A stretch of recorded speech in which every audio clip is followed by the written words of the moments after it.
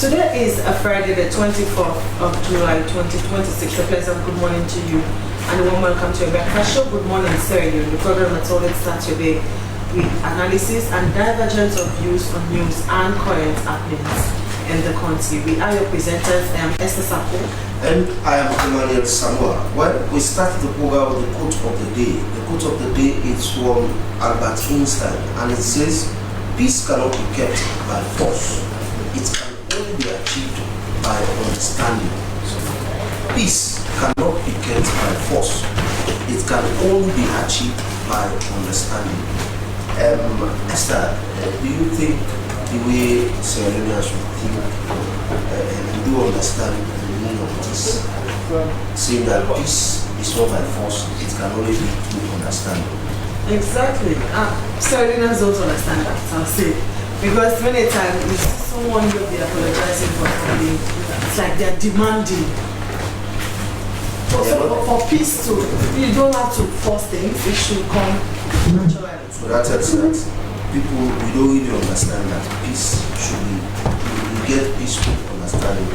Rather, we do it in the guise we force it in the guise of saying we are apologizing. Exactly. Well, coming up. ECOWAS summit outcomes and the return of former president Anis Koma and its implications for peace and national cohesion takes center stage.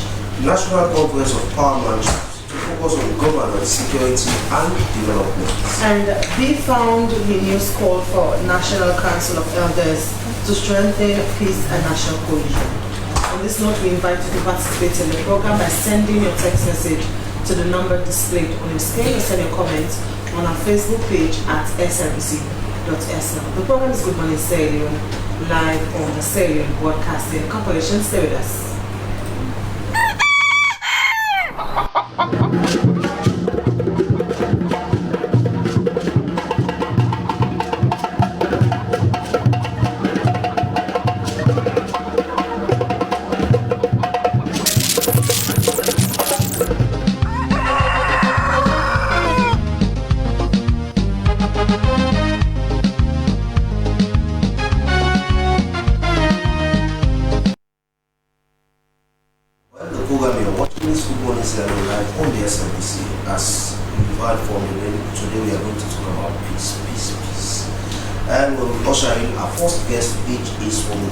The Office of the National Security, in collaboration with the Ministry of Local Government and Community Affairs and the Council of Paramount Chiefs, will host the National Conference of Paramount Chiefs in Bo. The conference is expected to bring together traditional leaders to discuss key issues affecting local governance, national security and community development, while to shed more light on the objectives and expected outcomes of the conference is the Director of Strategic Communications and spokesperson for ONS, Abukai. Good morning and welcome to the program.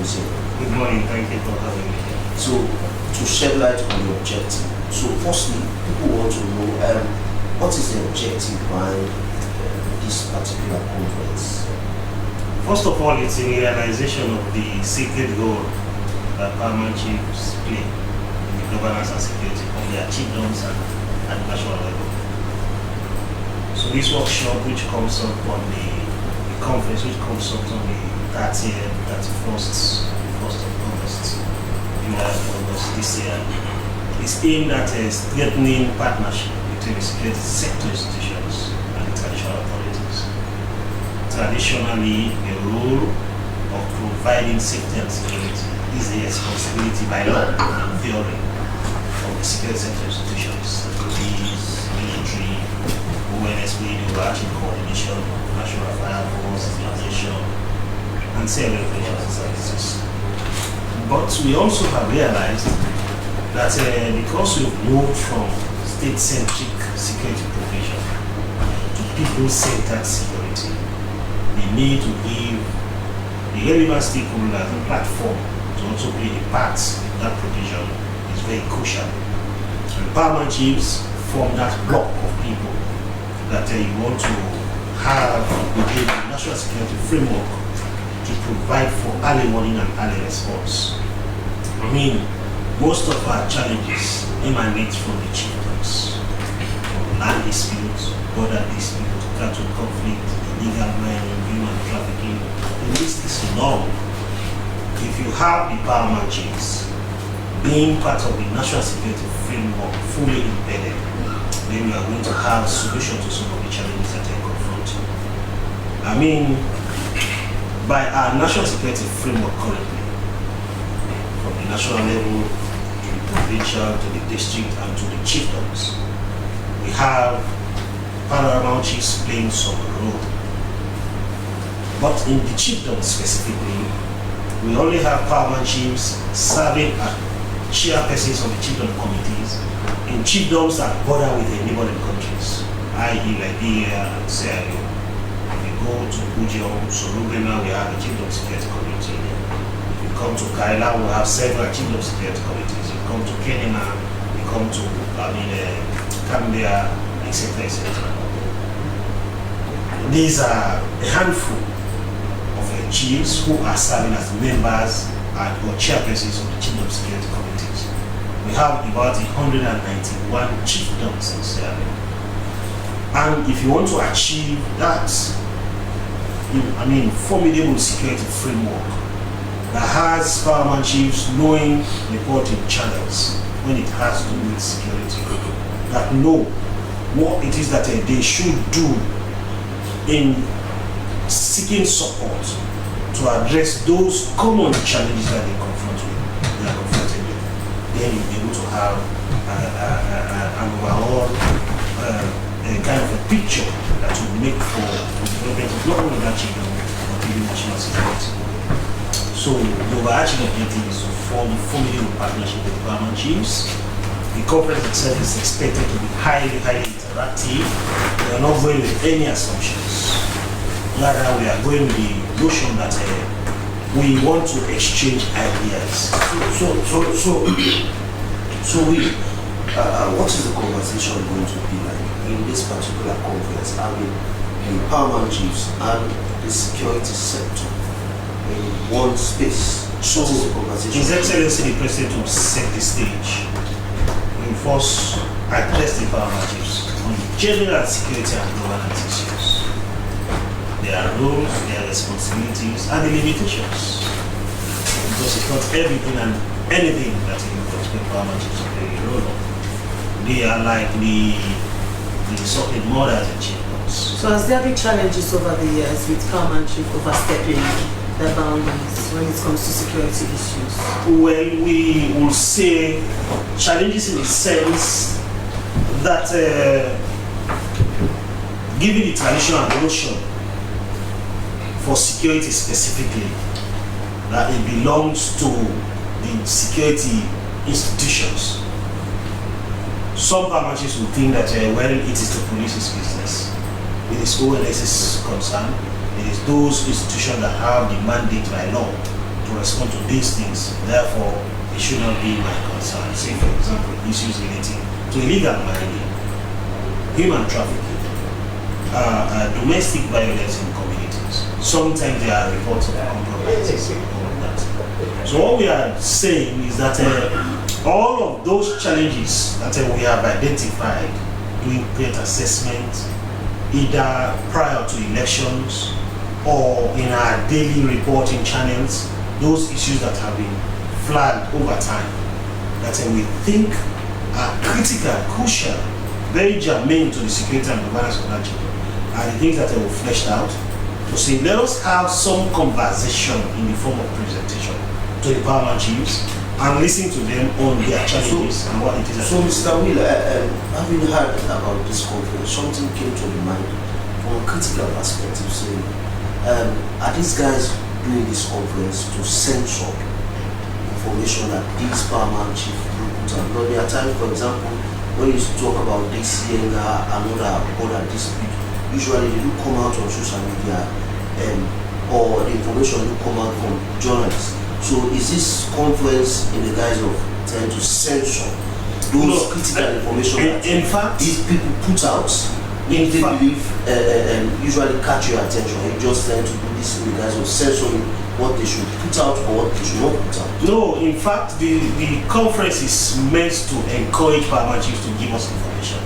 we feed and benefit from information provision. That is why we say anything and everything that you see, as long as you are suspicious of those kinds of activities, bring it to our attention. Our food, the lifeblood with which we function, we do our work, is the availability of information and intelligence. That's why we recruit and pay people to give us information. As long as that information or that intelligence is meant to better the cause of the people, then we are interested in that, about information on people, information about what people do in their private life to better themselves. That is not what we are interested in. That is why, if for example there's an information out there making series of allegations, we'll do what is referred to as a cross-checking and then do analysis to tick the dots, the causities, and be able to answer all of those questions. If it is something that requires some action is taken to resolve that one. So it's not in any way censoring, it's about even encouraging paramount chiefs to report, because we believe that for you to be able to respond within the expected time, then you have to have that information. That is why we are saying it's an early warning and early response system that I want to build and make very formidable. So that we encourage paramount chiefs, we encourage every other person, even if the paramount chief could also have agents that will give them information about illegal mining activities, about human trafficking, about cross-border infractions. They should be able to bring those information. So we are saying that we want to bring their attention where they do not know that these are the reporting channels. Feel free to report these issues that are happening in your community. Where you need support from the agency that you are supposed to seek support from, you know that for this particular matter, if I bring it to the attention of XYZ institution, then I'll be able to have the kind of response that is needed. So I'm quite sure why Emmanuel is asking the question. It's like in the recent years, paramount chiefs seem to be having there's been a lot of interest in paramount chiefs. I could recall, I think it was quite recently, ACC introduced paramount chiefs declaring even gifts that they received from their members, and now ONS is holding a meeting in that direction. We want to know how will the message be like for these paramount chiefs that will be attending this conference? So what we are doing is being done in collaboration with the National Council of Paramount Chiefs. It's not being done in isolation. So it's not like it is the ONS alone, or the Ministry of Local Government and Community Affairs alone, or the Council of Paramount Chiefs. We are doing it. It's a tripartite kind of arrangement. All the agencies are the ones that have put together the concept for the rest of the paramount chiefs. I mean, this is something that the paramount chiefs are looking up to. It is in realization of the fact that they hold a very formidable position in our security and governance. Believe you me, if you get it wrong at the chiefdom level, they are going to get it wrong at the district level, provincial level, and even at the national level. On the other hand, if you get it right at that level, then a whole lot of good things will happen, will fall through as far as security and governance is concerned. I mean, especially so for those chiefdoms where we have borders with neighboring countries. A whole lot of things happen within those kinds of communities. And the chiefs are the custodian of law and order. They should be the first port of call. They say the paramount chief of the chiefdom is knowledgeable of anything and everything within those chiefdoms. And so if that is the case, they have their ears all over the place, they have their eyes, people respect them, they give them information. We're saying that whatever piece of information that you have, bring it to the attention of the relevant authority. Even if you do not belong to a border chiefdom, if you have information within your chiefdom, don't keep it onto yourself.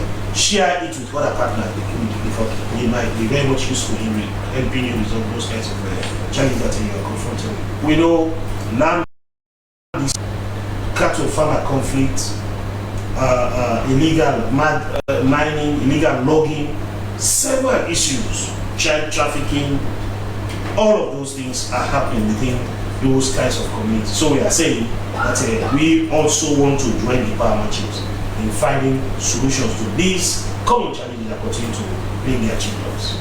Okay, continues to with us is Abdul Karim Will, is the Director of Strategic Communications, and the spokesperson for ONS, as they are set to hold a National Conference of Paramount Chiefs focusing on governance, security, and development. The program is Good Morning Sierra Leone, live on the Sierra Leone Broadcasting Corporation. We continue with the program.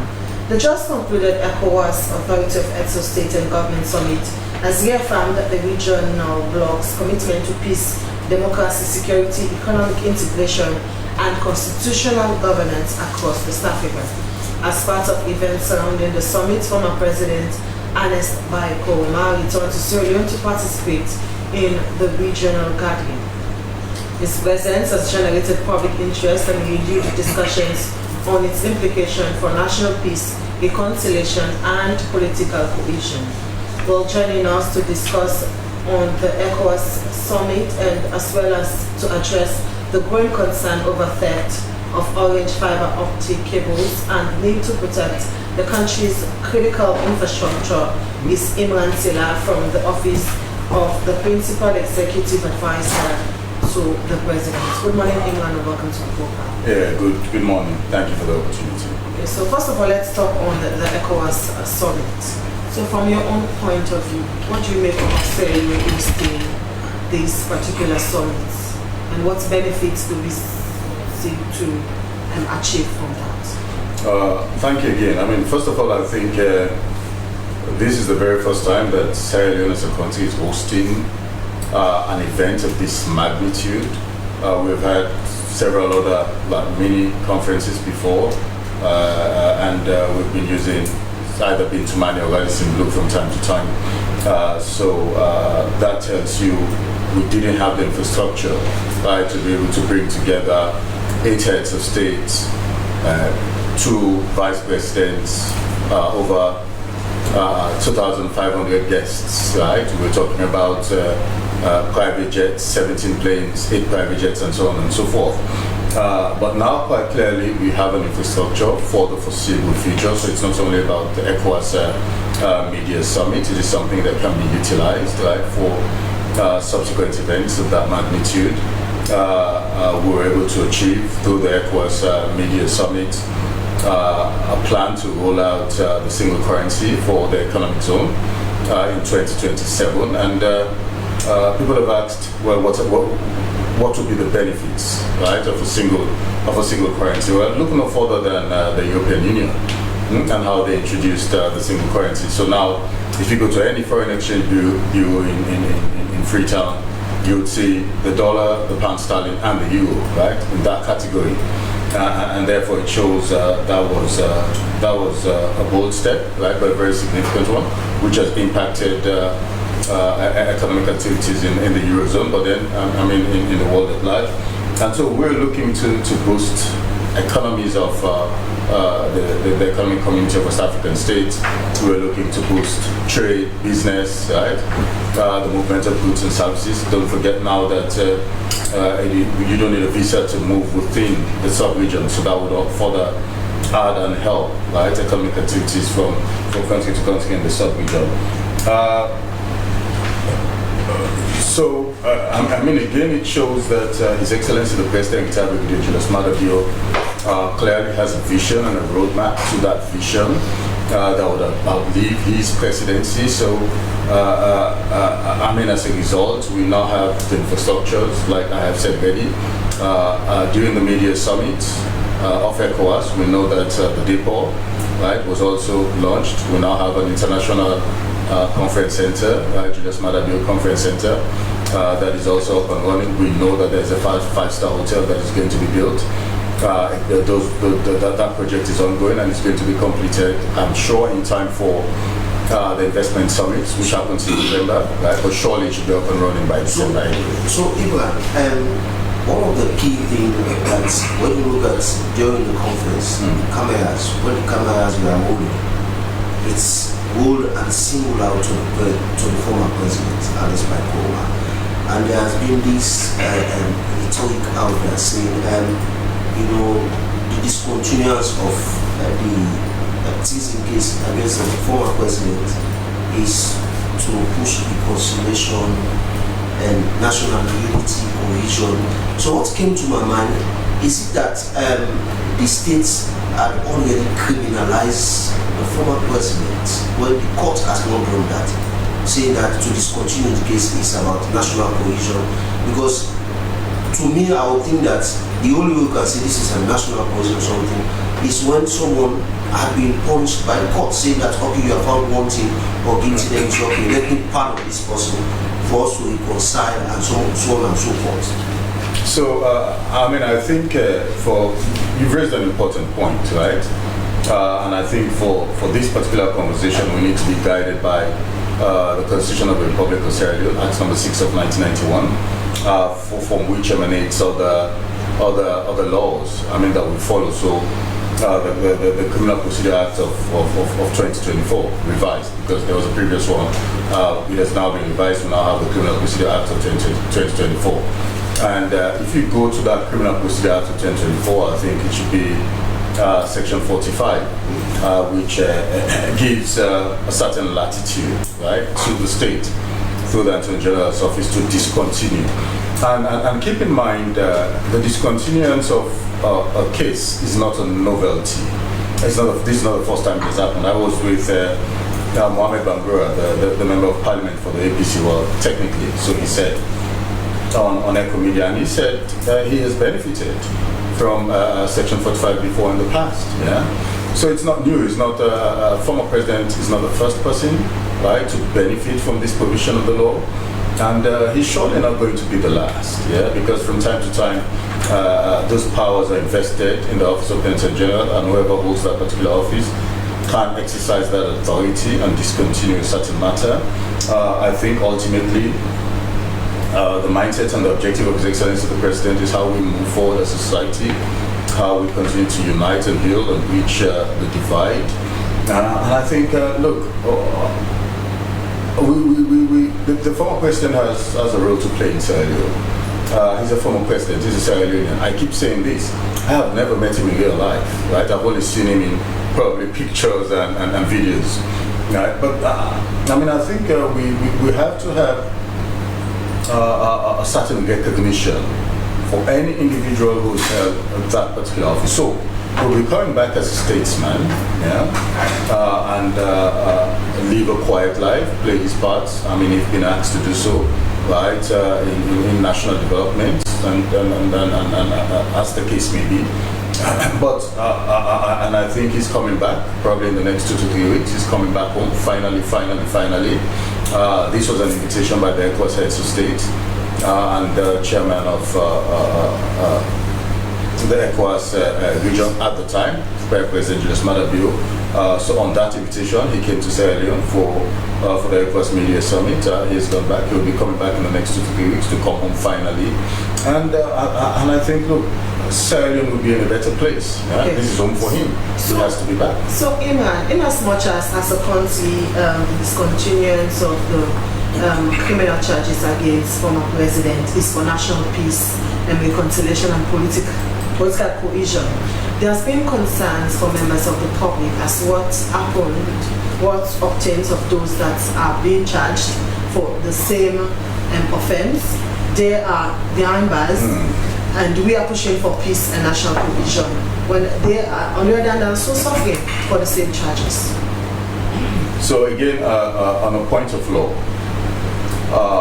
Section 45 of the Criminal Procedure Act is only exercised for a matter, right, before the courts. Yeah, so it can be either through what we call PI, as in the case of the former president. So it's called preliminary investigation, where a magistrate will determine the evidence before it to determine or make a determination as to whether that matter should now go to the High Court for a proper trial, or as the case may be in a High Court or in the Supreme Court where a trial is ongoing. It is only in those instances that you would exercise Section 45 of the Criminal Procedure Act. But once a matter has gone through the courts and there is a conviction, Section 45 does not apply, right? Because once there is a conviction, it means sentencing would eventually follow. Should the law also make provisions for such? No, the law makes provision, but in a separate kind of arrangement, right, under the 1991 Constitution, and you're talking about presidential pardons, yeah? But this one quite clearly I think the Attorney General's office exercised its authority under Section 45 of the Criminal Procedure Act. Now, I understand the conversation that people would like to have as it relates to those who have already been convicted.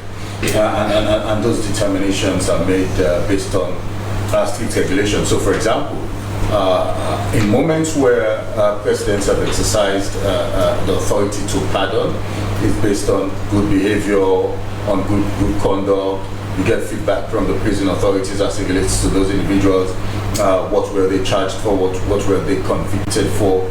And then they come to a conclusion through the Office of the Attorney General to be able to make that decision and say, okay, we're sending 50 names to the president on Independence Day or on Christmas. So Mr. Imran, in as much as we are talking about reconciliation and national unity, when it has to do with it, and you are coming from a very critical office, an office that is advising the president on strategic or critical matters. So in another separate arrangement, we will ceremonially see the next state pardon some of these guys and punished, receiving that presidential pardon to exercise, to say that okay, we are not the president or the government is not just going to discontinue the case of a single individual and say we want to preach reconciliation, but extend olive branch to all of those other people to talk about. Now this is about national unity and cohesion. So I'll tell you what I'd like to see, right, going forward. And that is why this decision that was taken by His Excellency President through the Office of the Attorney General has gone to Parliament, and Parliament, right, in a bipartisan way, has adopted that decision, and it's now law. So it means every other former president at any point in time in the future has a certain amount of immunity or will be granted those immunities. I mean, it means that we're going to have a strengthened democracy, which we're continuing to deepen and expand these democratic principles and values. As it relates to your particular question, now, I wish I was a sorcerer. I can't predict the future, and I would have said to you quite clearly, this would happen. Right, but it's a conversation I'm going to be reluctant to get into because it's well above my pay grade. Right? At the moment, I think the concern is about getting the former president to come back. He's coming back in the next. Well, we are talking about holistic national cohesion and reconciliation. So I'm not saying that it's within your pay grade, but you are coming from an office which is very, very critical, in advising the president. So I'm saying in a foreseeable future, are you guys thinking about this, saying, okay, we should advise the president to say, okay, if we're talking about, don't do it as makeshift reconciliation, because if you go back to the TRC reports, you see some of these issues are coming. It's just the problems that we are seeing, they are recycling. It is not something that is new. So we are talking about asking this, in the foreseeable future, are we going to see a situation where in another separate arrangement there will be power for some of these people? Look, again, I take your point and I understand exactly where you're coming from. I fully understand the question.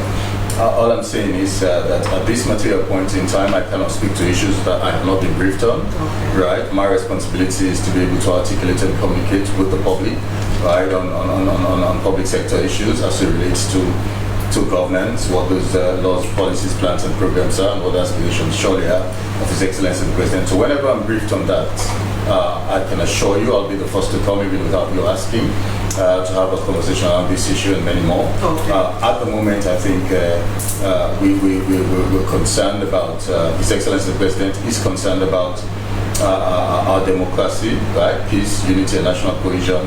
And it is for those reasons that decisions have been taken, and we look forward to continue to deepen and strengthen our democratic space. So just the person on the program is Imran Tila from the Office of the Principal Executive Advisor to the President, speaking on the just concluded ECOWAS Summit and the return of former President Ernest Bai. From there, we take a health tip of today, and today we look at hepatitis B and it is a serious viral infection that affects the liver, yet many people are unaware of how it spreads or the warning signs to watch for. In today's health tip, we will look at the common modes of transmission, the signs and symptoms of hepatitis B. Let us watch and learn. Hi there, my name is Dr. Dominic Rowley and I'm the Medical Director of Let's Get Checked. I'm here today to talk to you about hepatitis, namely hepatitis B infection. So what is hepatitis B?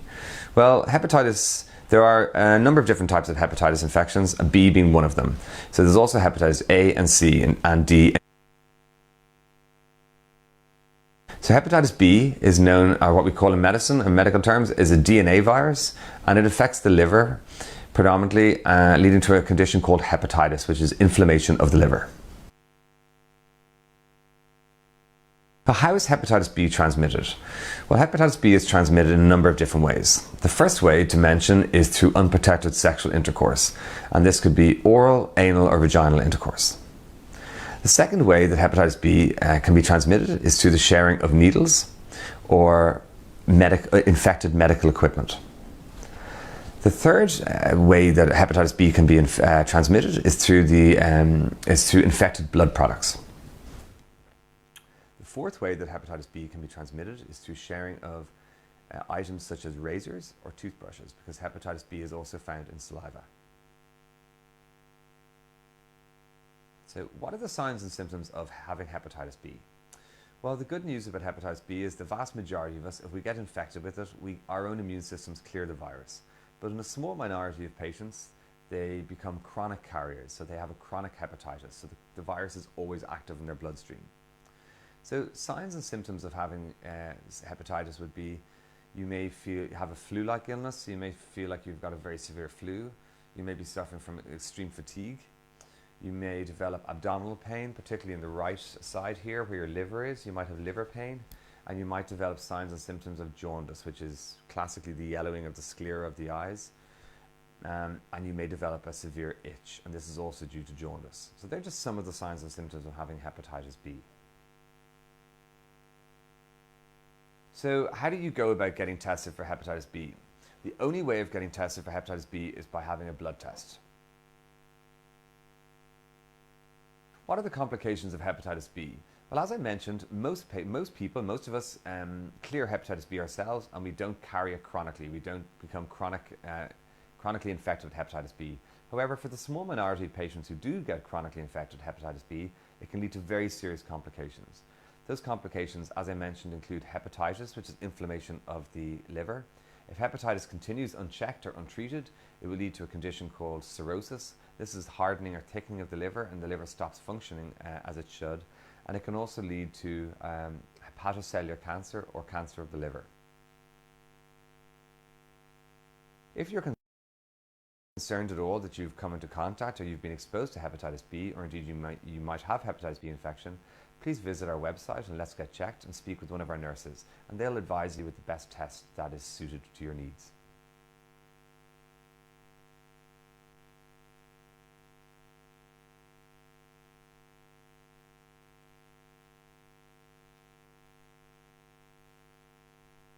So welcome back to the program. You're watching this Good Morning 7 live on the SRBC. As you can see, they are advising us to go and check for hepatitis B. So the program continues. We go back to another issue, but still on the line of peace. Building a culture of peace and strengthening national cohesion remains central to Sierra Leone's development. The Ankoe Foundation is continuing its advocacy for the establishment of a National Council of Elders to promote dialogue, mediation, and the peaceful resolution of conflicts. In the studio to discuss the proposal and its potential benefit for the nation is the Executive Director of the Found, Solomon Surudu. Good morning and welcome to the morning. Good morning. Mr. Surudu, you are calling for us to establish National Council of Elders to promote dialogue, mediation, and peaceful resolution of conflicts, where you have the younger generation are saying, we are saying that the older people, they fail us. the reason why we have all of this confusion here and there. So why should we, the country, set up an elders council when there's a perception that these are the ones that will fail the conflict? Thank you very much. And your language being used that the elder people are failures. I want to deviate from that a bit because you want to become an elderly person. What we are saying, I want to refer it to our leaders, for people who have led Sierra Leone, who have worked so much for this country. When I talk about establishing the elderly council, does not limit alone to former president, vice president, but people who have served into institutions, when we refer to them as professionals, technocrats, who have given themselves for Sierra Leone furtherance. We need them at this point. And as my brother spoke about, the former president, I want to use that as a yardstick. If we're having an elderly council in Sierra Leone over the years, people who have served in that capacity as president and became former president, we need their experiences. We need them to be part of national development. It doesn't mean that if you are out of office, you should just go and sit down. We should use them as ambassador of peace, for them to bring more for Sierra Leone, and for them to have the confidence to develop and invest their own money into the country. But if we have these, political differences, where we see our leaders, for example, people refer to them, this is an SLPP leader, this is an APC leader. We will not have this country moving forward. We have Nigeria, you are seeing them, they have their past, leaders, but they form this council to mediate into issues bordering their country. That's what we want to see in Sierra Leone. So for our viewers listening to you now, they would want to know, why do we need an elders council when we have the office of that's advising the president. We also have peace ambassador. They also have the offices. Why do we need this council in the first place? When you go to countries like Nigeria, they have all of this institution. You even forgot to mention the Peace Commission, which we did.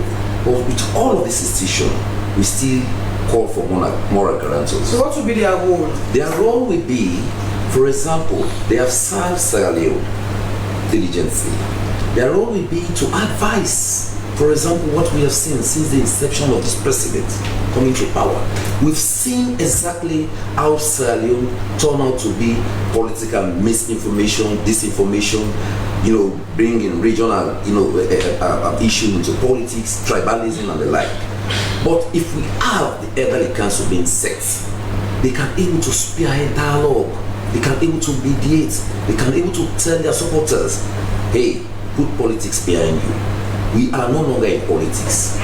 They will not talk about petty politics. They will not meld themselves into politics, like what the former President Nkrumah with prisons and misprisions, meaning knowing and doing. Because he told us that, he told those guys not to involve into any constitutional disputes, meaning we have democracy. So for us to deepen into democracy, to strengthen our democracy, we need people who have served into those capacities to bring their experiences, so that when we see them, you cannot able to go and kill somebody for party X or party Y, because all of them are dying together, bringing themselves together, like what Ghana and other countries are doing. So, Mr. Shoguru, you are talking about this elders council. When you look, these two political parties, they do have elders council, and the composition of their elders council, they are elderly people. They are not only elderly people.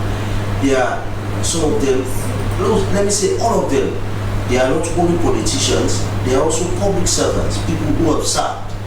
They have this experience, everything, and they do wine and dine, but we still have this problem. So what difference will a separate elder council make when the two political parties, they have the elders council, but we are seeing the problems continue. It's like when I said we have the peace commissions, we have the interreligious councils, we have other councils, but this one will be different. There will be no politics in it. It is apolitical organizations. They will be at the level where they will be talking to their members, where they will be talking to supporters, perhaps who may want to involve themselves into issues like what we have seen over the years. For me, for former ex-officials who have served Sierra Leone diligently, I think we need to bring them together. We need their experiences. We need them to, we need to see them coming together and shape the development of Sierra Leone. So not that they will involve themselves into the governance system, but will bring their experience, as I mentioned. They will even have the courage to invest their own money into the country. So, Mr. Solo, speaking of this proposal, have you tried tabling this proposal to the necessary stakeholders so as to let them see me for this Elders Council that you are speaking of? Of course, this is just an advocate, and I will bring the documents before. That's why I've started it now. I'm using this platform, and I will use other platform to still continue my advocates that, hey, Sierra Leone, as we have seen over the years, we need to have people like former President Nkrumah, former Vice President like Sam Sumana, former Vice President like Victor Fu, and others who have served diligently for the furtherance of Sierra Leone. So for me, I will continue to do my advocacy, and I will present this document if former President Nkrumah is back. Let him spearhead that council for the furtherance of Sierra Leone. So I saw from your conversation you were talking about elders Ghana as something like that and Nigeria also. So when you look at Ghana, Nigeria, I want you to just a bit talk about, because you putting up this advocacy, you must have done some research. Sure. So how effective is that elders council in those two countries that you want to say want to replicate such? Thank you. We've seen the outcome of the Nigerian elections. For me, the outcome of Nigerian election was so terrible than Sierra Leone. But because they are these leaders like the Obasanjo, the Goodluck Jonathans, and others, they sat and they spoke to their people. Now we are seeing Nigeria the way they are running. Ghana, for example, we've seen recently where Mahama will call the former leaders, they will bring them to dinner. If you, as a political supporter or member, when you see those leaders dining together, discussing at a point where you are not able to go and say, no, I'm killing myself for former President Nkrumah, or perhaps this president will soon become the former president of Sierra Leone. So all of them, we need their experiences. Let them come together, and as I mentioned, they will be able now to even invest their money, because there is peace and there is people who you can trust, so that they can be able to mediate most of these issues.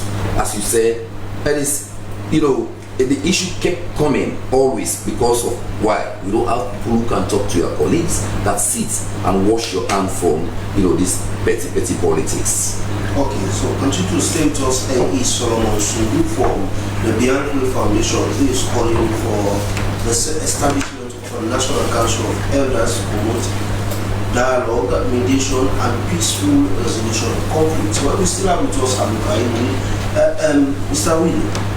This particular conference, is it a way, or are we going to see at the end of the day where the ONS and the security administrator of the state, say, okay, let's set up or the establishment of different chief law vigilantes or community vigilantes? No, I don't think that's the overarching objective. Is that going to be are you guys foreseeing or preempting that, this will be one of the resolution at the end of the day? So by our national security framework, the empowerment chiefs are already captured in that framework. The national security architecture for Sierra Leone has as the highest role the National Security Council for the coordination and interpretation of all matters related to the security of the country. The president of Sierra Leone at every given point is the chairperson of that council. And then ministries or ministers drawn from bad ministries, defense, education, health, etc., that constitute that committee. Underneath that one, we have the National Security Council coordinating group. And for that one, it is the National Security Coordinator that is the chairperson. It leads every fortnight. We have all the heads of the primary security institutions as members. statutory members. We have people drawn from government ministry, departments, and agencies who are also part of that body. If you like, it's a working body of the National Security Council. The National Security Council makes every quarterly. Depending on what updates, it will be meeting much more than quarterly within the year. But below that, we also have committees, we call them the decentralized committees. In each of the decentralized committees and provincial level, we have a representative of the National Council of Farmer Chiefs who sits in that committee. In that committee, it is the resident minister supported by the provincial secretary at that level that are providing chairship of that committee. The National Security Coordinators, provincial coordinator as the coordinating secretary. Below that, we have the chiefdom, we have the district and the chiefdoms. In all of the border chiefdoms, between Sierra Leone and Guinea, and between Sierra Leone and Liberia, we have chiefdom security committees. It is in these committees that paramount chiefs sit as chairpersons. That committee, like we have for the national, for the provincial district, we also have all of the area stakeholders at that level that populate that committee to discuss the common challenges confronting them. But it's realizing the fact that there are a handful of those. We have very few chiefdoms that border between Sierra Leone and Liberia, between Sierra Leone and Guinea. And it is in those committees that we have chiefdom security, full-blown committees. But we believe that beyond that, we also have focal persons. However, the focal persons are not up to 100. And what we have as the number of chiefdoms in Sierra Leone is about 191. So if you could have, say, 50 focal persons and 16 or 17 chiefdom security committees, it means that you have a huge gap of other paramount chiefs that are not part of that structure. Okay, so this engagement is meant to bring all paramount chiefs on board. So Mr. Will we get to see more of these conferences, or it's just a one-off thing? It will be dependent on the outcome, but then we look forward to having these kinds of conversations going on all the time between the security sector and the revered traditional chieftaincy in Sierra Leone, because they play a crucial role in the governance and development of their chiefdoms and by extension of the country. Thank you very much. He is Abdul Karim Will, is Director of Strategic Communications and the spokesman for the Office of National Security, as he has said, to host the National Conference of Paramount Chiefs in Rome. Still have Imran Silla in the studio. Now, Imran, let's talk about the growing concern that has to do with theft of orange fiber optic cables. What does this mean for the country as it's presently on the increase? So we were talking now about public infrastructure, right? It's an orange investment, but for the benefit of Sierra Leoneans, for those of us who are connected to orange. And we therefore have a responsibility to preserve and to protect them. I mean, otherwise it's going to affect our daily lives, because we are inherently now in the 21st century linked to our mobile phones in all of what we do. May I just say, as a backdrop to this conversation, that Orange SL copied the Chief Minister, informing him about fiber cable theft in Hill Station, Regent, and I think Leicester, right? And that has severely disrupted services for its users, and so therefore the Chief Minister forwarded that letter to me, and he has asked that we do some public engagement. I knew I was coming to SLBC today, and so it became one of my things to talk about.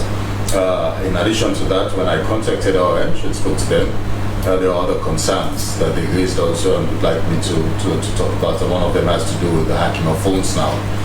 It is, I was on your sister program, the radio program this morning, and there was an interval, and within that short period, I had a message from the former Solicitor General about Kuwa, supposedly asking me to send money. Now, may I just use this platform? If anybody knows about Kuwa, please tell him that his phone has been hacked, because that message did not come from Kuwa, but they were soliciting money, which I like to always do, claiming and creating the impression that he's in need of money and will return those monies back. Now, Orange would like the public to also know that the contact number is 111 So if you suspect any hacking, you know that your phone has been hacked, you're looking to deal with those issues and challenges, please contact Orange office, right? Dial 111. Somebody will be on the other side of that call to talk to you and take you through how to address those issues.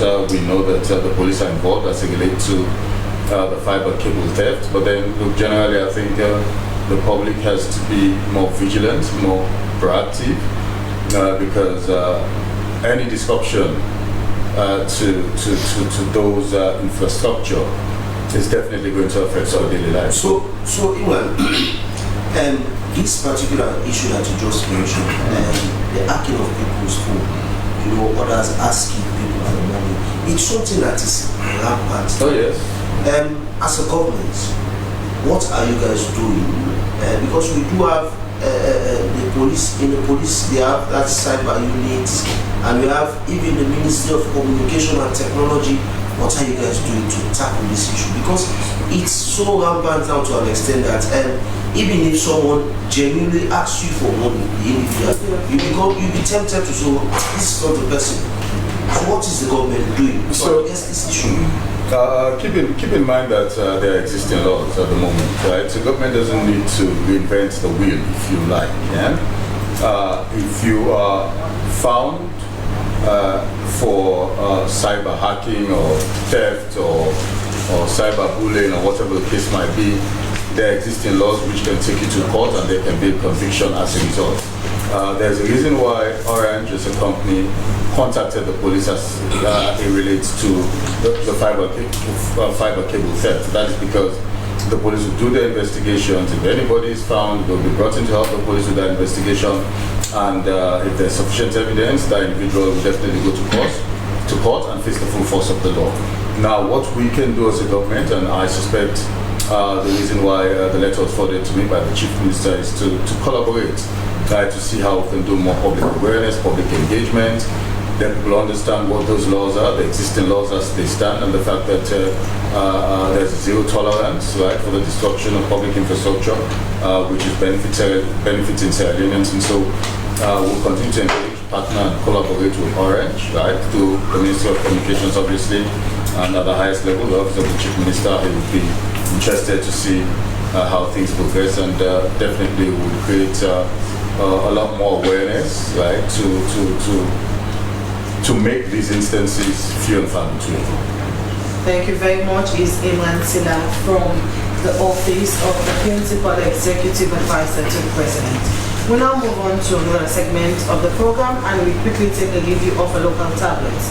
The first pick I have here this morning is the Africa 24 Communications newspaper, and its banner headline states, Beyond the Network, AfriCell sponsors over 165 events benefiting over 30,000 people in 6 months to drive national development. Ministry of Finance validates national disability and child focused social sector budget gift. These stories and more you can find on the Africa 24 Communications newspaper. And the first one I have here is the Independent Observer newspaper that says Sisla joins China's Sierra Leone 55th anniversary celebration. ECOWAS summit puts Sierra Leone on tourism map. Mariam Loba Cornell to represent Sierra Leone at Miss World 2026 in Vietnam. This story is plus more you find in the Independent Observer newspaper. A to Z newspaper by the United States Parliament establishes ECSL Oversight Committee. President Bio welcomes revival of Sierra Leone Chamber of Commerce. U.S. Embassy announces Meghan Moore as new charge d'affaires to Sierra Leone. These stories and more you can find on the A to Z newspaper. And the final one I have here is the Awareness Times newspaper that says APC notifies PPRC and police of planned world elections in Iran, granting key orders that satisfy both sides. High Court issues split ruling on bar dispute. This story is plus more you find in the Awareness Times newspaper. But fears must inform you that the views here they do not reflect the views of the SLBC. We are merely reviewing the headlines of a local tablet.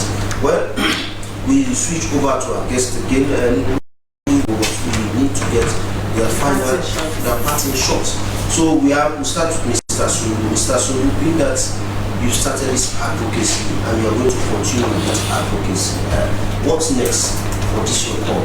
30 seconds. I think I'm going to continue with the advocacy on other platform. And as I mentioned, we hope to see the former president coming, and we hope to see him living like a statesman. And this appeal is going to all of them, like him and the former vice president. We have Vitofo, we have the Sam Sumana and others, and those who have worked, within institutions like professionals and technocrats. We want to see all of them coming together for the furtherance of Sierra Leone. As I said, if we bring them together, those political supporters, members and well-wishers, they will not go around and destroy state property like what we are referring to, fiber and other things. Because our leaders are together, we will see them dying together, and all of us will be together for this. Thank you very much, Mr. Sulu. Now quickly over to you, Abdulkarim, in 30 seconds. What's your expected outcome?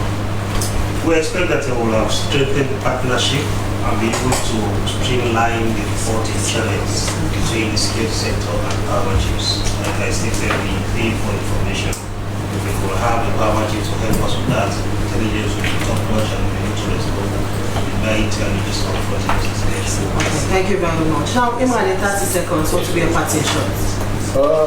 Well, nothing particularly. Other than to use this platform to express a debt of gratitude to the president for another opportunity.